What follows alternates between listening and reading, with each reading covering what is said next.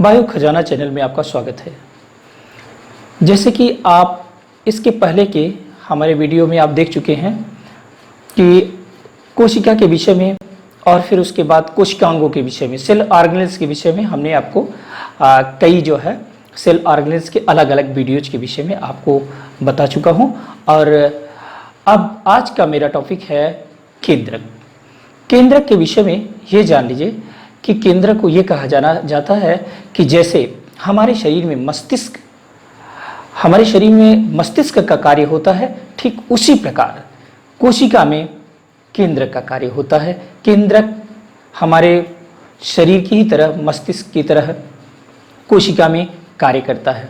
आइए इसकी खोज की बात करें तो केंद्रक की खोज रॉबर्ट ब्राउन ने 1831 ईस्वी में किया था।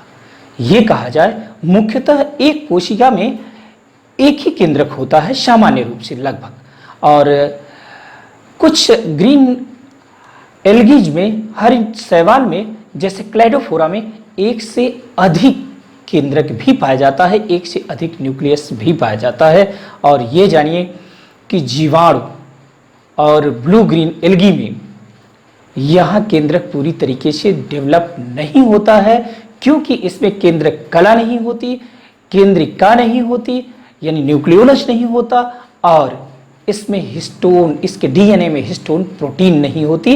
तो इस प्रकार की कोशिकाएं प्रोकैरियोट कोशिकाओं के अंतर्गत आती हैं। अगर कोशिका से केंद्रक को निकाल दिया जाए, कोशिका से यानी सेल से न्यूक्लियस को अगर रिमूव कर दिया जाए, निकाल दिया जाए, तो सेल की मृत्यु हो जाती है, कोशिका की मृत्यु हो जाती है। तो आइए अब देखते हैं, ये सेल है, एक सेल की संरचना, इसके विषय में आप देख चुके हैं। ये सेल प्लाज्मा मेम्ब्रेन है, इसके अंदर ये जीव द्रव्य है, प्रोटोप्लाज्म या साइटोप्लाज्म, आइए इसका केंद्रक है। आज हम इसी के विषय में अध्ययन करेंगे। तो आइए, हमने कहा ये ब्रेन ऑफ सेल कहा जाता है, और फिर इसकी खोज रॉबर्ट ब्राउन ने किया था। और इसमें कंटेन क्या होता है, केंद्रक में मुख्यतः होता क्या है, तो प्रोटीन होता है, मैक्सिमम प्रोटीन होता है 75% के एबव, और फास्फोलिपिड्स होता है, आरएनए और डीएनए होता है। मेन कंटेन इसका जो है यही होता है। और ये इसके वैसे ये भाग जो है न्यूक्लियर मेम्ब्रेन, ये केंद्रक की कला या केंद्रक की झिल्ली कहलाएगी। न्यूक्लियस है, इसका मेम्ब्रेन, ये झिल्ली न्यूक्लियर मेम्ब्रेन या झिल्ली या केंद्रक कला, ये देख रहे हैं दोहरी झिल्ली है, दो अस्तरों द्वारा घिरी हुई झिल्ली है, ये दोहरी झिल्ली है। तो इसी के विषय में ये कहा जाए, ये न्यूक्लियर मेम्ब्रेन, केंद्रक कला। और इसमें होता क्या है, ज्यादातर लिपोप्रोटीन यानी लिपिड्स और प्रोटीन होते हैं इस केंद्रक कला में। इसमें जो है लिपिड्स और प्रोटीन की बनी हुई, लिपिड्स और प्रोटीन मोस्टली जो बनी होती है ये केंद्रक कला। न्यूक्लियर की मेम्ब्रेन, केंद्रक की कला लिपिड्स और प्रोटीन की बनी होती है। और ये केंद्रक को चारों तरफ से घेरे रहने का कार्य करती है। कहने का मतलब केंद्रक, द्रव्य, न्यूक्लियर प्लाज्म, न्यूक्लियोप्लाज्म और साइटोप्लाज्म, ये जीव द्रव्य है, ये जीव द्रव्य है, साइटोप्लाज्म और न्यूक्लियोप्लाज्म को सेपरेट करने का कार्य करती है, अलग करने का कार्य करती है। और इसमें ये देख रहे हैं, ये बीच बीच में पोर है, ये न्यूक्लियर मेम्ब्रेन है। तो न्यूक्लियर मेम्ब्रेन दोहरी झिल्ली द्वारा घिरी हुई संरचना है, देख रहे हैं 1 और 2, ये दोहरी झिल्ली है। और इसके बीच में पाया जाने वाला पोर न्यूक्लियर पोर कहलाता है, जिससे साइटोप्लाज्म यानी जीव द्रव्य और न्यूक्लियोप्लाज्म के बीच में आवागमन यानी पदार्थों का आना जाना होता है। पदार्थ मूवमेंट करते हैं, गति करते हैं इसी न्यूक्लियर पोर के द्वारा, इसी यानी केंद्रक छिद्र के द्वारा। और फिर अब ये देखते हैं कि इसमें ये न्यूक्लियर पोर आपने देख लिया, और इस पर ये न्यूक्लियर के सरफेस पे, आउटर सरफेस पे ये राइबोसोम स्थित होता है। राइबोसोम आप देख चुके हैं, राइबोसोम का काम प्रोटीन संश्लेषण होता है। और ये केंद्रक कला को घेरे रहने वाली एक झिल्ली भी होती है, जिसे इंडोप्लाज्मिक रेटिकुलम कहते हैं, ER कहते हैं। ये इंडोप्लाज्मिक रेटिकुलम, ये देख रहे हैं ER, ये साइटोस्केलेटन भी कहलाता है। तो ये ER इंडोप्लाज्मिक रेटिकुलम, ये न्यूक्लियर मेम्ब्रेन को घेरे रहती है। और इसकी कला पर राइबोसोम स्थित होते हैं, ये राइबोसोम है, इसकी कला पर, इसकी मेम्ब्रेन पर राइबोसोम स्थित हैं। और फिर ये देखते हैं, अब हम इस संरचना के बाद हम इसके इस संरचना पे आते हैं। यानी कहने का मतलब दूसरा भाग इसका जो है ये केंद्रक कला हो गया, केंद्रक का कला, केंद्रक की झिल्ली के विषय में। और फिर ये न्यूक्लियोप्लाज्म, केंद्रक द्रव्य या केंद्रक का रस, ये केंद्रक का द्रव्य या केंद्रक का रस कहलाता है। ये केंद्रक के द्रव्य या रस में क्या होता है, ज्यादा कहा जाए इसमें आरएनए और क्रोमैटिन थ्रेड होते हैं। इसमें राइबो न्यूक्लिक एसिड, ये आरएनए और क्रोमैटिन थ्रेड, ये देख रहे हैं क्रोमैटिन थ्रेड है, ये धागेदार संरचना होती है, क्रोमैटिन थ्रेड है। और ये क्रोमैटिन थ्रेड और यहाँ जो है आरएनए यहाँ न्यूक्लियोप्लाज्म में पाया जाता है। और फिर उसके बाद इसके न्यूक्लियोप्लाज्म के बाद क्रोमैटिन थ्रेड के विषय में अभी हम क्रोमैटिन के विषय में पढ़ेंगे। अब न्यूक्लियोलस की खोज फोंटाना नामक वैज्ञानिक ने किया था। ये न्यूक्लियोलस है, हम इसका स्ट्रक्चर यहाँ आप देखते हैं। ये न्यूक्लियोलस के विषय में, ये न्यूक्लियस अभी तो हम साइटो यानी ये न्यूक्लियोप्लाज्म के विषय में देखा। अब हम देखते हैं न्यूक्लियोलस, ये स्ट्रक्चर हम यहाँ देखते हैं। न्यूक्लियोलस, न्यूक्लियोलस में कहा जाए कि मोस्टली क्या होता है, 85% प्रोटीन होती है, 85% प्रोटीन और आरएनए और कुछ डीएनए होता है। यानी आरएनए 10%, 5% डीएनए होता है। और ये कहा जाए इसकी खोज, न्यूक्लियोलस की खोज फोंटाना नामक साइंटिस्ट ने की थी। फोंटाना ने न्यूक्लियस की खोज, न्यूक्लियोलस की खोज की थी। और न्यूक्लियोलस नाम जो दिया था ये ब्राउन ने दिया था 1840 ईस्वी में। फोंटाना ने जो खोज किया था वो 1781 में खोज किया था न्यूक्लियोलस का।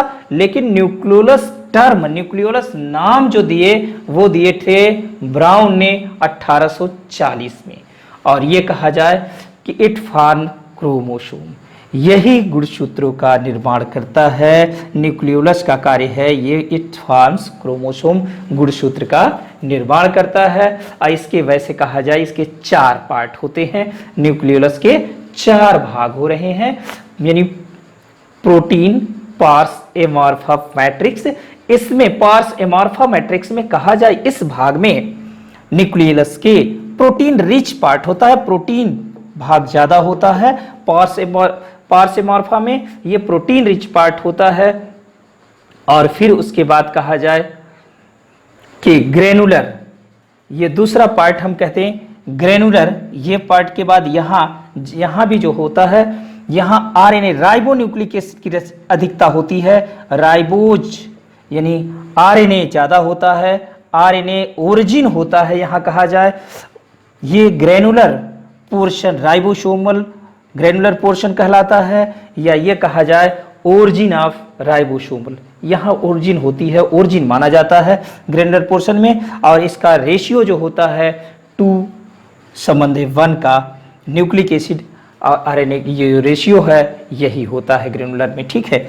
और फिर उसके बाद कहा जाए इसके फाइब्रिलर प्रोटीन, ये फाइब्रिलर प्रोटीन देख रहे हैं। Fibrillar protein intra nuclear chromatin होता है, जो क्रोमैटिन न्यूक्लियर के अंदर विद इन होता है। ये इंट्रा न्यूक्लियर और पेरी न्यूक्लियर क्रोमैटिन जो होता है वो बाहर की तरफ हो रहा है, देख रहे हैं पेरी न्यूक्लियर क्रोमैटिन, ये क्रोमैटिन के बाहर की तरफ हो रहा है ये क्रोमैटिन। और ये पेरी न्यूक्लियर क्रोमैटिन और इंट्रा न्यूक्लियर क्रोमैटिन ये विद इन द न्यूक्लियोलस। तो इसके 4 भाग हैं। ये प्रोटीन, पार्स एमॉर्फा जो प्रोटीन रिच पार्ट होता है, ये देख रहे हैं जगह जगह ये प्रोटीन रिच पार्ट जो होता है प्रोटीन पार्स एमॉर्फा मैट्रिक्स कहा जाता है। और ये फिर उसके बाद का जो पार्ट है समझ लीजिए उसमें राइबोसोम की रिच अधिकता होती है, न्यूक्लिक एसिड की अधिकता होती है। जहां कहा जाए न्यूक्लिक एसिड राइबोसोम का ओरिजिन होता है, उत्पत्ति होती है, वो पार्ट है granular portion of ribosome. Nucleic acid की ओरिजिन ये वाले भाग में होती है। और फिर उसके बाद पेरी न्यूक्लियर क्रोमैटिन, जो इसके बाहर क्रोमैटिन का भाग, न्यूक्लियर के बाहर, न्यूक्लियोलस के बाहर का जो पार्ट है पेरी न्यूक्लियर क्रोमैटिन कहलाता है। ये जो है पेरी न्यूक्लियर क्रोमैटिन है। और जो क्रोमैटिन के अंदर वाला भाग होता है फाइब्रिलर पोर्शन यानी इंट्रा न्यूक्लियर क्रोमैटिन कहलाता है। ये वाला भाग इंट्रा न्यूक्लियर क्रोमैटिन कहलाएगा।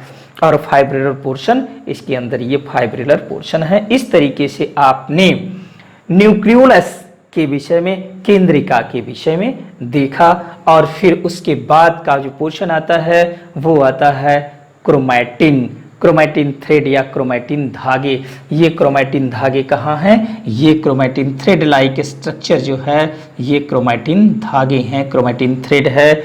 और ये क्रोमैटिन धागे कहा जाए ये मोस्ट इंपॉर्टेंट पार्ट होता है जो क्रोमैटिन थ्रेड, न्यूक्लियस का सबसे इंपॉर्टेंट पार्ट यही क्रोमैटिन थ्रेड ही है जो क्रोमोसोम फॉर्म करता है, क्रोमोसोम का निर्माण करता है, गुणसूत्रों का निर्माण करता है। आप जानते हैं कि हर एक प्राणी में, हर एक जीवधारी में गुणसूत्रों की संख्या फिक्स होती है।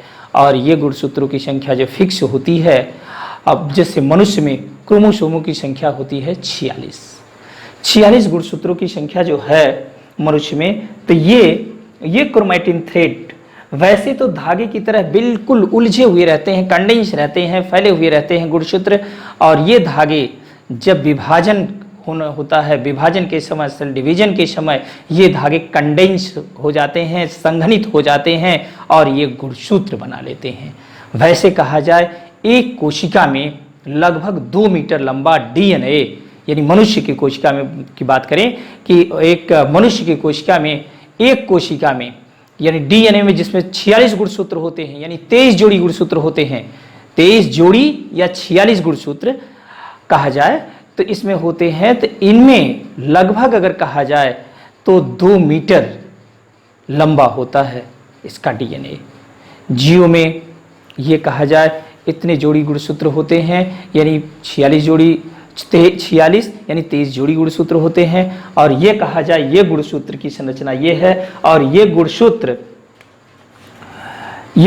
देख रहे हैं, ये गुणसूत्र जो डिवीजन पीरियड में जो सेल डिवीजन होने लगता है, ये क्रोमैटिन थ्रेड देख रहे हैं। ये क्रोमैटिन थ्रेड जो आपको दिख रहा है, इंट्रान्यूक्लियर क्रोमैटिन, ये न्यूक्लियर क्रोमैटिन दिख रहा है। ये क्रोमैटिन थ्रेड बाद में कंडेंस होकर गुणसूत्र का निर्माण करता है। और ये गुणसूत्र में ये बीच में सेंट्रोमियर होता है। और ये सेंट्रोमियर गुणसूत्रों में 4 प्रकार से स्थित होता है। कहीं अगर मध्य में है गुणसूत्र और किनारे पे है, ये गुणसूत्र के सेंट्रोमियर ये किनारे पे है तो उसका नाम अलग, एक तरफ कम है एक तरफ ज़्यादा है, तो इस तरीके से इसके नाम हैं। ये बीच में है, मध्य में है तो मेटासेंट्रिक, ठीक है, ऊपर है तो टीलोसेंट्रिक, एक्रिसेंट्रिक। तो इस तरीके से टीलोसेंट्रिक, एक्रोसेंट्रिक के आर्म्स के बाहर यानी ऊपर की तरफ हो, ज़्यादा टेल की तरफ हो, एक किनारे पे हो तो इसे टीलोसेंट्रिक, ये हम आगे देखेंगे, ठीक है। तो अभी तक आपको एक बार फिर से आज क्या आपने देखा और उसके विषय में हम फिर से एक बार रिमाइंड करते हुए चलते हैं। हमने देखा आज न्यूक्लियस, केंद्रक के विषय में, और केंद्रक को कहा जाता है ब्रेन ऑफ द सेल, जिसकी खोज रॉबर्ट ब्राउन ने 1831 ईस्वी में किया था। और इसमें कहा जाए मुख्यतः क्या होता है, मुख्यतः जो होता है कंटेन में प्रोटीन, फास्फोलिपिड्स, आरएनए और डीएनए होता है। और इसकी वजह से अध्ययन की सुविधा के अनुसार हमने 4 पार्ट में बांट दिया था। 4 पार्ट में सबसे बाहर वाले लेयर को हमने देखा था कि ये न्यूक्लियर की मेम्ब्रेन है, न्यूक्लियर को घेरे रहने वाली झिल्ली जो दोहरी झिल्ली होती है। और ये इसके बीच बीच में जो पोर होता है, छिद्र होता है, जो साइटोप्लाज्म और न्यूक्लियोप्लाज्म के बीच में पदार्थों का आवागमन जिस पोर के द्वारा होता है उसे न्यूक्लियर पोर कहते हैं। और इस न्यूक्लियर मेम्ब्रेन के बीच के स्थान को पेरीन्यूक्लियर स्पेस कहा जाता है। और इसमें इसके चारों तरफ जो घेरे रहने वाली झिल्ली होती है वो एंडोप्लाज्मिक रेटिकुलम होती है, ईआर होती है। इस ईआर पर राइबोसोम स्थित होते हैं, ये आप पीछे भी देख चुके हैं। अब इसके बाद का जो आता है ये भाग, ये आता है न्यूक्लियोप्लाज्म यानी केंद्रक का द्रव्य। इस केंद्रक के द्रव्य में यह कहा जाता है कि इसमें लिपोप्रोटीन यानी न्यूक्लियोप्लाज्म में आरएनए और क्रोमैटिन थ्रेड होता है। आरएनए और ज्यादातर ये आरएनए और क्रोमैटिन के थ्रेड, ये धागे जैसी संरचना आरएनए और क्रोमैटिन के थ्रेड इसमें पाए जाते हैं। और फिर उसके बाद केंद्र द्रव्य के बाद इस केंद्रक द्रव्य में ये जाने ज्यादातर एंजाइम भी होते हैं और ये आरएनए होता है।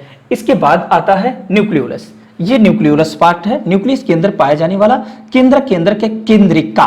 केंद्रिका की संरचना हम यहां देखते हैं, ये देख रहे हैं केंद्रिका। इसके हम उसे 4 भाग देख लेते हैं।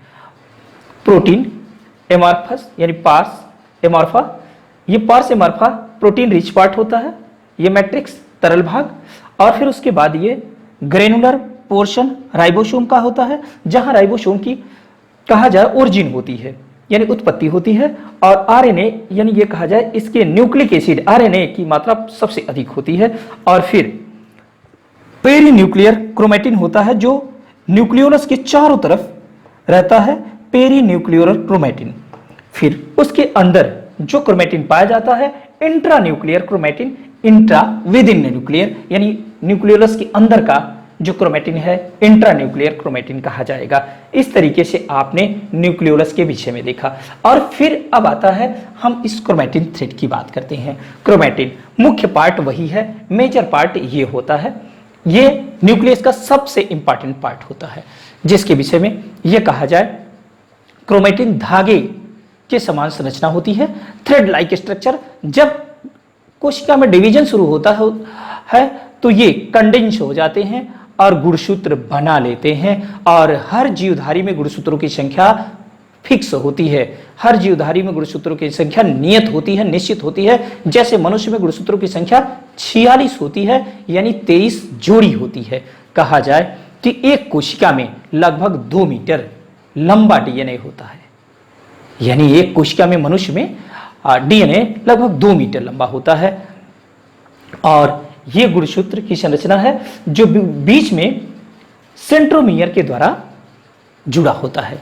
ये गुणसूत्र कहीं बीच में होते हैं, ये सेंट्रोमियर कहीं किसी में बीच में होता है, किसी में किनारे में होता है, किसी में, ये इसके पोजीशन के आधार पर इसको अलग क्लासिफाई किया गया है, या इसको जो है अलग तरीके से कहा जाता है, जैसे एक्रोसेंट्रिक, टेलोसेंट्रिक, मेटासेंट्रिक। बीच में होता है मेटा, मध्य में सेंट्रोमियर, मध्य में है मेटासेंट्रिक। अगर ये सेंट्रोमियर किनारे पर रहे तो टेलोसेंट्रिक, और इस तरीके से इसका जो है नाम पड़ा है, ये आगे हम देखेंगे। ठीक है, तो आज आपने और ये आपने देखा कि ये वाला भाग जो होता है न्यूक्लियो प्रोटीन, न्यूक्लिक एसिड और बेस प्रोटीन के बने होते हैं। जो ये क्रोमोसोम होता है ये न्यूक्लियो प्रोटीन, न्यूक्लिक एसिड और बेस प्रोटीन के बने होते हैं। न्यूक्लिक एसिड और बेस प्रोटीन के जो पार्ट की बात की जाएगी तो अगले वीडियो में किया जाएगा, जिसमें न्यूक्लिक एसिड से शुरू करेंगे। ठीक है, तब तक के लिए धन्यवाद।